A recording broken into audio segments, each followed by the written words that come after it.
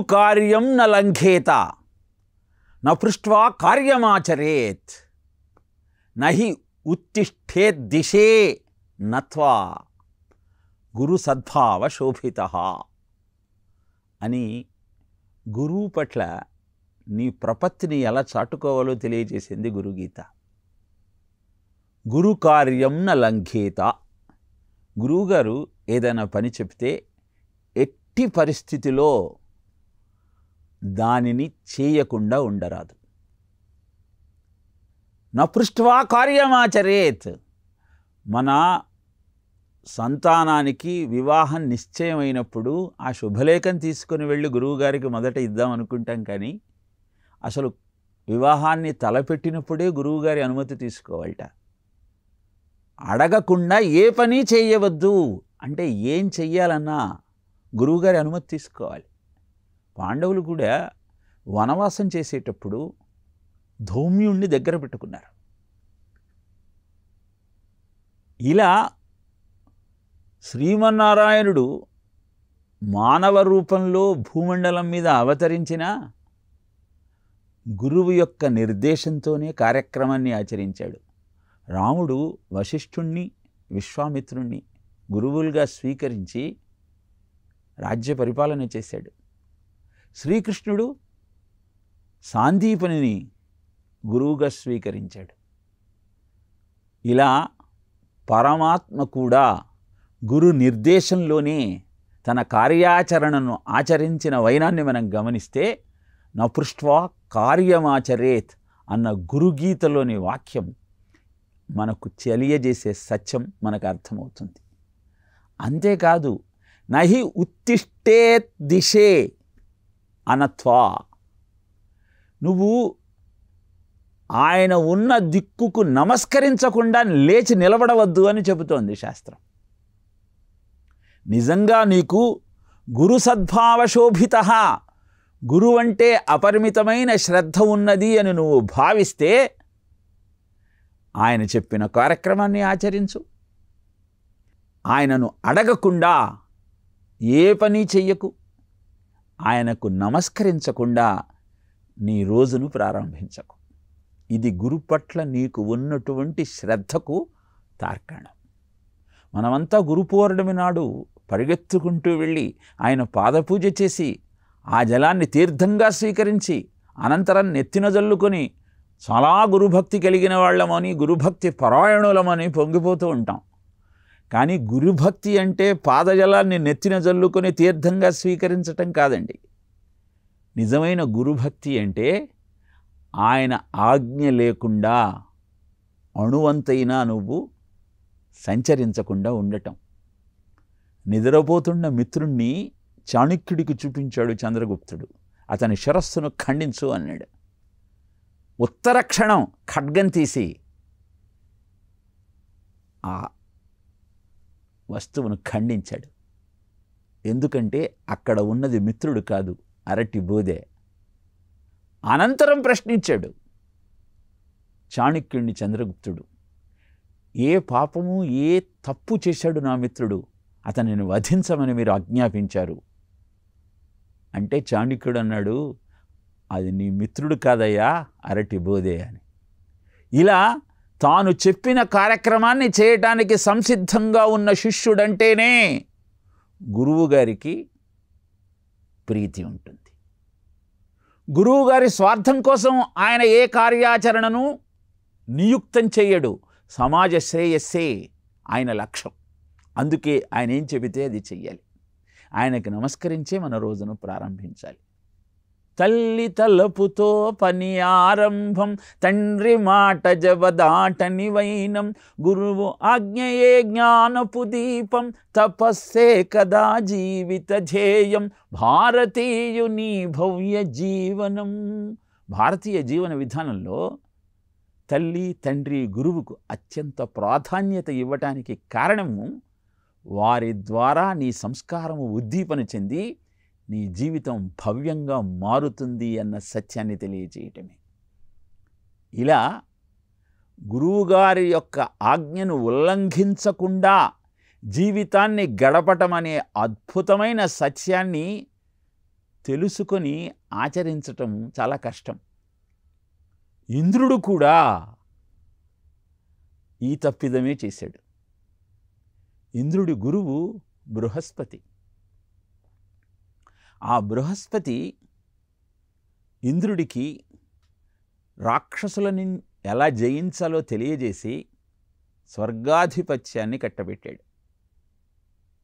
ఎప్పుడైతే ఆ విజయ గర్వం తలకెక్కిందో అప్పుడు ఆయనకు గురువు పట్ల ఉదాసీనత ఏర్పడింది. అమిత తపప్రభావు కరుణాత్మును గీష్మతి చూచి దుర్దమ మదరేఖ ఇంద్రుడు వృధా గద్దియలేవకుండే. నెయ్యమున ఎదుర్కొనంజనక ఆసనమీయక గౌరవోపచారములన్ ప్రసన్ను చేయక తిరంబుగ దివ్య సభాంతరంబునన్ అంటాడు షష్టమ స్కందం భాగవతంలో. స్వర్గాధిపత్యం వచ్చింది. అందరూ రాజాధిరాజ రాజమార్తాండ అంటూ కీర్తిస్తున్నారు. అప్సరసలంతా నాట్యం చేస్తూ ఉన్నారు. అలాంటి సమయంలో సభలోకి అడుగు పెట్టాడు బృహస్పతి. గురువుగారిని చూశాడు.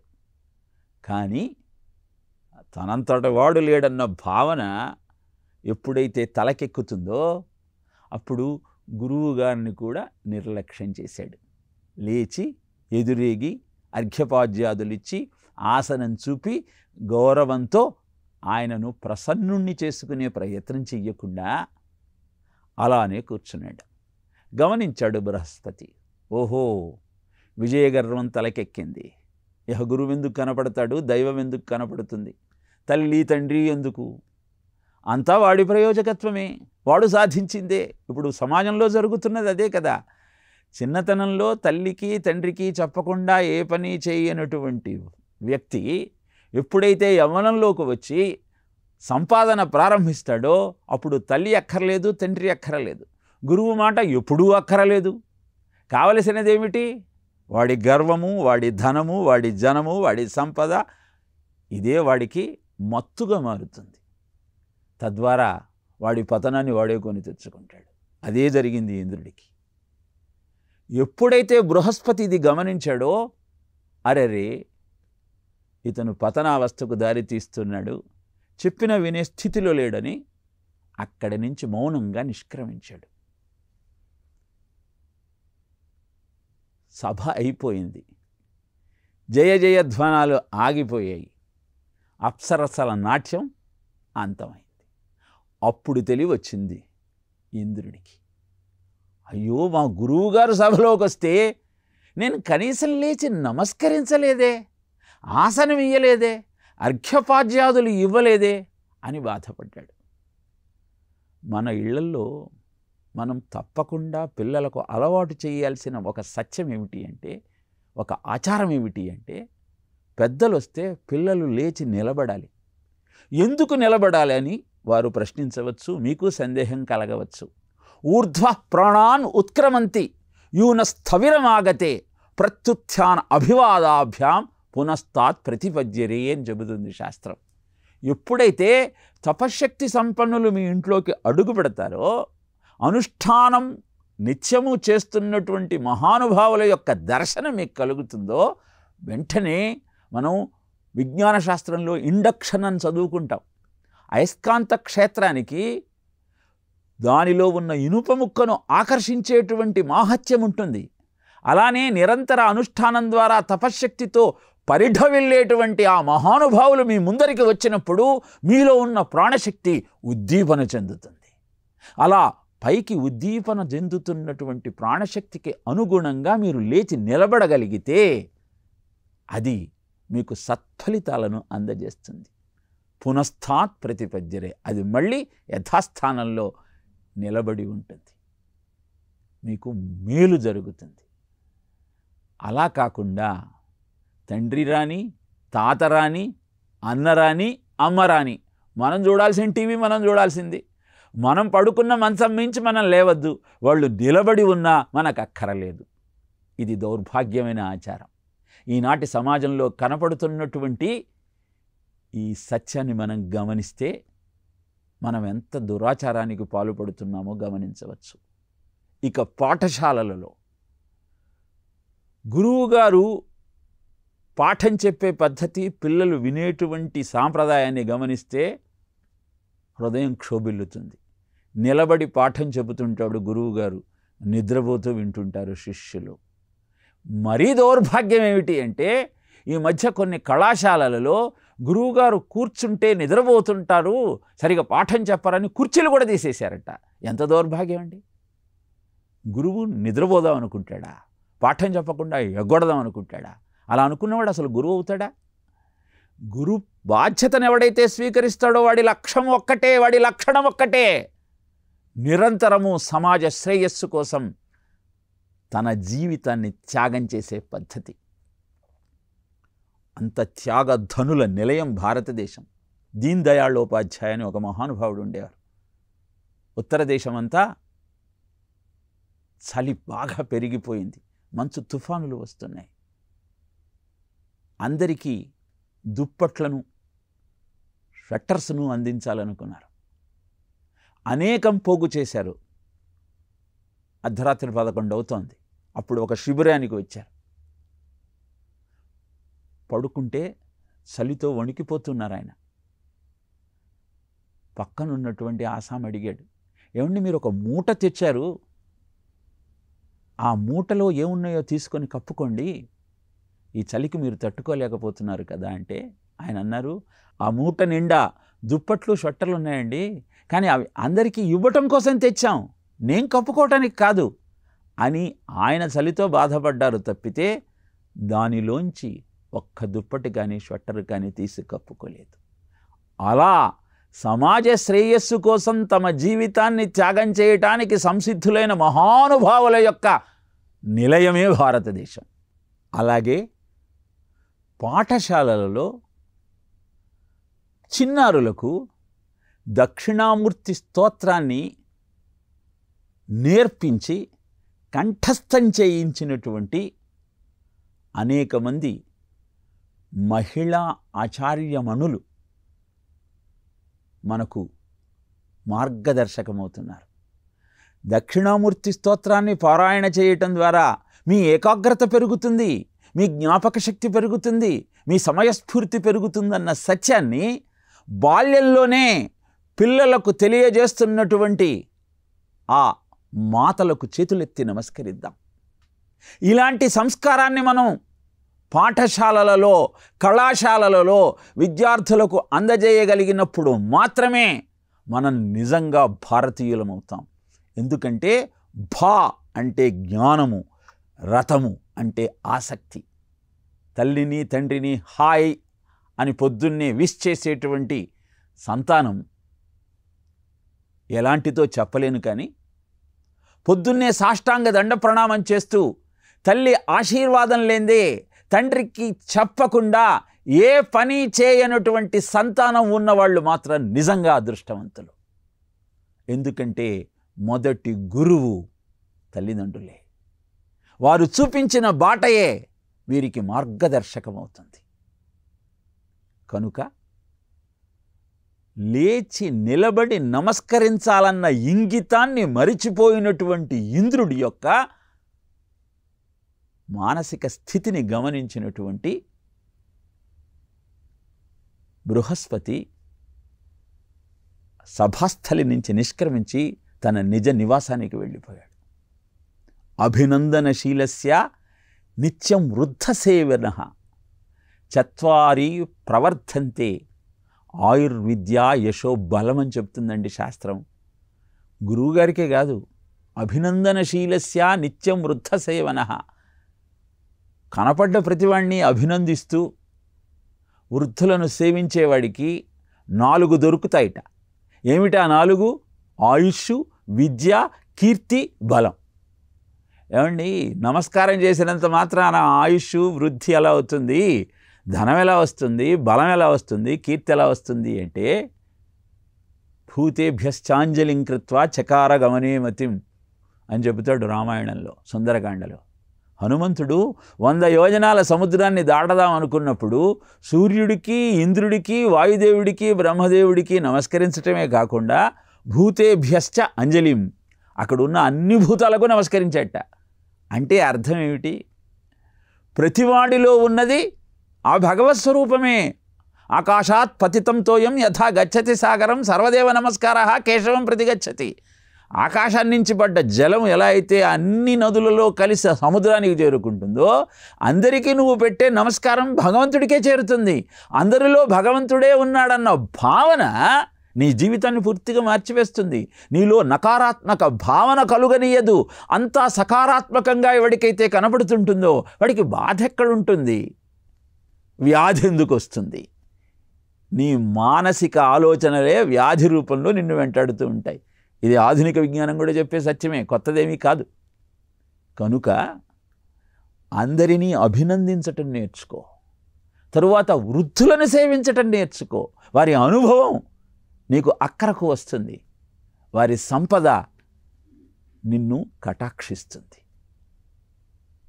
నిజానికి నమస్కారం చేయటం అనేది ఎదుటివాడిలో ఉన్న దైవత్వాన్ని గుర్తించటం. అందుకే రాముడి గురించి చెబుతూ అయోధ్యకాండలో ఒక మాట చెప్తాడు. పూర్వభాషి, మితభాషి, స్మితభాషి, ఇవి రాముడి లక్షణాలట. నిజంగా మనం రామభక్తులమైతే ఎవరైనా కనపడితే వాడొచ్చి నన్ను పలకరిస్తేనే నేను మాట్లాడతాను అన్న మాట పక్కకు పెట్టి ముందర నువ్వే మాట్లాడే ప్రయత్నం చెయ్యి. ఎందుకంటే ప్రతివాడికి చాలా ఇష్టమైనది తన గురించి తాను చెప్పుకోవటం. అస్సలు ఇష్టం లేనిది ఎదుటివాడి గురించి చెప్తే వినటం. కనుక నువ్వు వెళ్ళి వాడు నీతో మాట్లాడాలనేదాకా నువ్వు వేచి చూడకుండా నువ్వే వెళ్ళి, ఎలా ఉన్నారండి, బాగున్నారా, మీ అమ్మాయి ఎలా ఉంది, మీ అబ్బాయి అమెరికా ప్రయాణం క్షేమంగా జరిగిందా, ఇలా ప్రశ్నించు. వాడు పొంగిపోతాడు. వాడి గురించి చెప్పుకోవాలన్న తాపత్రయంతో నిన్ను వదిలిపెట్టాడు. తరువాత స్మితభాషి, అడిగేది నవ్వుతూ సంతోషంగా అడుగు. మితభాషి, వాడు చెప్తున్నప్పుడు నువ్వు మాట్లాడకుండా వాడు చెప్పేదంతా వినే ప్రయత్నం చేయి. అప్పుడు రామచంద్రమూర్తిలాగా 28 చతుర్యుగాలు గడిచినా ఈనాటికి వాడవాడలా చైత్రశుద్ధ నవమి నాడు ఆయన కళ్యాణం ఎలా జరుపుకుంటూ ఉన్నామో అలా నీ గురించి యుగ యుగాలు చర్చిస్తారయ్యా. అదే అభినందనశీలస్య నిత్యం వృద్ధ సేవిత. ఇలాంటి అద్భుతమైన సత్యాలన్నీ శాస్త్రం మనకు తెలియజేసిందండి. గురువులు మనకు దాన్ని వారి ఉపన్యాసాల ద్వారా, ప్రవచనాల ద్వారా అందిస్తూ ఉన్నారు. ఎప్పుడైతే బృహస్పతి సభాస్థలిని వదిలి వెళ్ళిపోయాడో అప్పుడు ఇంద్రుడికి తన తప్పు తెలిసింది. తన తప్పిదం వల్ల జరగబోయేటువంటి ప్రమాదాన్ని కూడా గుర్తించాడు. ఎవడైతే గురుద్రోహం చేస్తాడో వాడికి పుట్టగతులు ఉండవు. తాను అనుభవిస్తున్న స్వర్గాధిపత్యం తనకు దూరం అవుతుంది. కాబట్టి ఎలా అయినా సరే గురువును ప్రసన్నం చేసుకుందాం అనుకున్నాడు.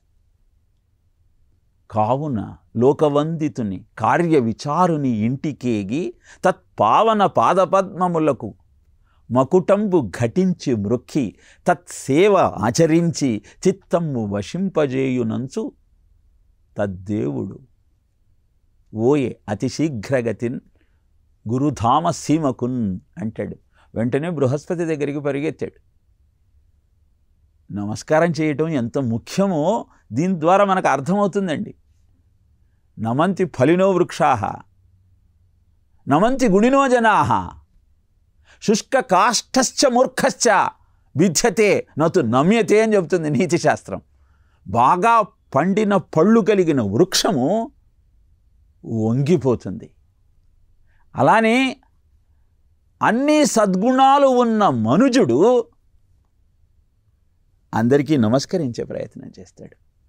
ఒక్క ఆకు, ఒక్క పువ్వు, ఒక పండు లేనటువంటి మోడుబారిన వృక్షము, మూర్ఖుడు, వీళ్ళిద్దరూ విరిగిపోతారు, నాశనం అయిపోతారు. కానీ నమస్కరించే ప్రయత్నం మాత్రం చెయ్యరు. అందుకే ఇంద్రుడు బృహస్పతి దగ్గరికి పరిగెత్తుకుంటూ వెళ్ళాడు. బృహస్పతి ఇంద్రుడికి పాఠం చెబుదాం అనుకున్నాడు. అందుకే అదృశ్య రూపంలో అంతర్ధానం అయిపోయాడు. మనము మన అధికారాన్ని ప్రకటించుకోవడం కోసం లేని దర్పాన్ని నటిస్తూ ఉంటాం. ఎదుటివాడిని శాసించటంలో గొప్పతనం ఉందనుకుంటాం. వారితో కలిసి పని చేయటం వల్ల ఎంత ఆనందం ఉంటుందో మనం గమనించగలిగితే అసలు నమస్కారం ఎందుకు చేయాలో మనకు అర్థమవుతుంది. 9 సంఖ్య 8 సంఖ్యను పిలిచి తన అధికార దర్పాన్ని ప్రకటించడం కోసం లాగొకటి కొట్టింది. 8 9ని కొట్టలేదు కాబట్టి తన కోపాన్ని ప్రకటించటం కోసం 7ను ఒకటి కొట్టింది. 7 6ను కొట్టింది, 6 5ను, 5 4ను, 4 3ను, 3 2ను కొట్టాయి, 2 1ని కొట్టింది. ఇదంతా గమనిస్తున్న 0 1 నుంచి దూరంగా పారిపోవటం ప్రారంభించింది. 1 0ని పిలిచింది, నేను నిన్ను కొట్టను, నా పక్కన నిలబడు చాలు అంది. ఎప్పుడైతే 1 పక్కన 0 నించుందో 9 భయపడటం ప్రారంభించింది. 9ని పిలిచింది, 1 0 2 కలిసి వచ్చి మా పక్కన నిలబడు అన్నాయి. అప్పుడు అది 109 అయింది. 8 భయపడింది, 8ని తీసుకొచ్చి పక్కన నిల్చోబెట్టారు. ఇలా నీ అధికారాన్ని ప్రకటించకుండా వారితో కలిసి నువ్వు పని చేయగలిగితే నువ్వు ఒక్కడివి కాదు, ఒక సమూహ శక్తివి. 1 2 అంటూ అంకెలు లెక్కెడితే 9 గుమ్మం దాటవు ఎప్పుడు సంఖ్యలు ఎన్నంటే, పక్కన నిలబెడుతూ కలుపుకుపోతుంటే సంఖ్యలకైనా అందవు మొత్తము అంకెలు ఎన్నంటే, నిన్నుగా నన్నుగా అనుకున్నావంటే కోట్ల ఒకట్ల ఒంటరితనాన పడి ఉండాలంతే. నువ్వు నేను కలిపి మనం అని అనుకున్నామంటే ప్రపంచమంతా కలిపి మొత్తము మనిషితనము ఒకటి. గురు సందేశం తెలియజేసేది అదే. యోమాం పశ్యతి సర్వత్రా సర్వంచమై పశ్యతి తస్యాహం న ప్రణశ్యామి సచమేన ప్రణశ్యతి. ఎవరైతే అందరిలో నన్ను చూస్తారో, నాలో అందరినీ చూస్తారో వారికి నేను ఎప్పుడూ కనపడుతుంటాను, వారు నాకెప్పుడూ కనపడుతూ ఉంటారు. ఈ సత్యాన్ని మనం గుర్తించగలిగితే ఇంద్రుడిలాగా మన అహంకార దర్పంతో ఎదుటివాడికి హాని చేసే ప్రయత్నం చెయ్యము, వాడి మనసు కష్టపెట్టే ప్రయత్నం చెయ్యము. ఇక్కడ బృహస్పతి కూడా అంతర్ధానం కావడానికి కారణం ఏమిటి అంటే, ఇంద్రుడికి ఈ సత్యం తెలియాలి. తాను చేసిన తప్పిదాన్ని మళ్ళీ జన్మలో ఏనాడూ చేయకూడదు అన్న ఆలోచనతోనే అంతర్హితుడయ్యాడు. ఇప్పుడు ఇంద్రుడు గురుద్రోహం చేశాడన్న సత్యం అక్కడ ఉన్న బలికి తెలిసింది. ఎప్పుడూ దేవతలతో యుద్ధం చేస్తూ వారి చేతిలో ఓటమికి గురి అవుతున్నటువంటి బలికి ఇది అద్భుతమైన అవకాశంగా చిక్కింది. వెంటనే శుక్రాచార్యుడిని ఆరాధించాడు. శుక్రాచార్యుడి యొక్క కృపా కటాక్షంతో ఇంద్రుడి మీదికి దాడికి వచ్చాడు. స్వర్గాధిపత్యాన్ని చేజెక్కించుకున్నాడు. తాను గురుద్రోహం చేయటం వలననే ఇలాంటి దుస్థితి ఏర్పడిందని గమనించిన ఇంద్రుడు ఏం చెయ్యాలో పాలుపోక బ్రహ్మదేవుడి దగ్గరికి పరిగెత్తాడు. బ్రహ్మదేవుడు ఎప్పుడూ కష్టాలలో ఉన్న దేవేంద్రుణ్ణి చూసి అనునయ వాక్యాలు చెప్పేవాడు. నెట్టన పాపకర్మమున నేరమి చేసి తిరేమి చెప్ప, మీ పుట్టిన నాటి నుండి బుద్ధులు చెప్పి జగంబులేలగా పట్టము గట్టి పెంచిన కృపానిధి బ్రహ్మకళా విధుగ్ని చేజారక పట్టు దప్పి సిరి పట్టున దొట్టిన పొట కొవ్వునన్. ఒళ్ళు బాగా కొవ్వుతో మదమెక్కి గురువుగారు సభాస్థలికి వస్తే నమస్కరించాలన్న ఇంగితాన్ని కూడా మరిచిపోయి ఎందుకు ప్రవర్తించారయ్యా మీరు? గురువు యొక్క కృప లేకపోతే ఏదన్నా సాధించగలుగుతారా? కాబట్టి మీరు చేసిన పాపానికి నిష్కృతి లేదు అని వారిని మందలించాడు తప్పితే వారిని క్షమించలేదు. ఎందుకంటే గురుద్రోహం చేసిన వారిని ఎవ్వరూ క్షమించరు. త్రిశంకుడు విశ్వామిత్రుడి యొక్క తపశ్శక్తి కారణంగా స్వర్గం దాకా ఎగిరగలిగాడు. కానీ స్వర్గంలో ఉన్న దేవతలు నువ్వు గురుద్రోహం చేశావు కాబట్టి నీకు స్వర్గంలో స్థానం లేదంటూ కిందికి నెట్టేశారు. కనుక ఉన్నత స్థానాలు కావాలనుకున్నా, ఉన్నత లోకాలు చేరాలనుకున్నా గురువు యొక్క ఆజ్ఞను మీరకుండా గురువు చూపిన బాటలో గురువు చెప్పిన మాటలను ఆచరిస్తూ ముందుకు సాగే ప్రయత్నం చేయాలి. అద్భుతమైన ఈ కథనంతా వింటున్న మనం ఈ సత్యాన్ని గుర్తించగలిగితే ఇంద్రుడికి బ్రహ్మదేవుడు ఏం ఉపాయం చెప్పాడో, తద్వారా ఆయన తన స్థానాన్ని తిరిగి ఎలా పొందగలిగాడో మనం తెలుసుకోగలుగుతాం. గురుకృప అనేది నీకు శ్రీరామ రక్ష. దాన్ని ఎప్పుడైతే మనం మన అజ్ఞానపు ఆచరణ ద్వారా దూరం చేసుకుంటూ ఉన్నామో, గురువు కూడా మనలాగా ఒక సామాన్య మానవుడే అన్న భావనతో ఆయనను అవహేళన చేస్తూ ఉన్నామో, ఆయన మీద చతురతలను ఆడుతూ జోకులు వేసుకుంటూ అపహాస్యం చేస్తూ ఉన్నామో, అప్పుడు మన పతనాన్ని మనమే కొని తెచ్చుకుంటూ ఉన్నాం. ఈనాటి దౌర్భాగ్య పరిస్థితి ఏమిటి అంటే, చుట్టూ ఉన్న వాతావరణం కూడా అలాగే మనకు కనపడుతోంది. ఇంత దౌర్భాగ్య స్థితి నుంచి, ప్రమాదకర స్థితి నుంచి మన జాతిని కాపాడుకోవాలి అంటే గురు సందేశం కార్యక్రమంలో గురువుల యొక్క సందేశాన్ని వింటూ మన జీవితాన్ని సంస్కరించుకునే ప్రయత్నం చేద్దాం. బ్రహ్మదేవుడు ఇంద్రుడికి ఎలాంటి తరుణోపాయం చెప్పాడో మరొక ప్రసంగంలో తెలుసుకుందాం. ఓం తత్సత్.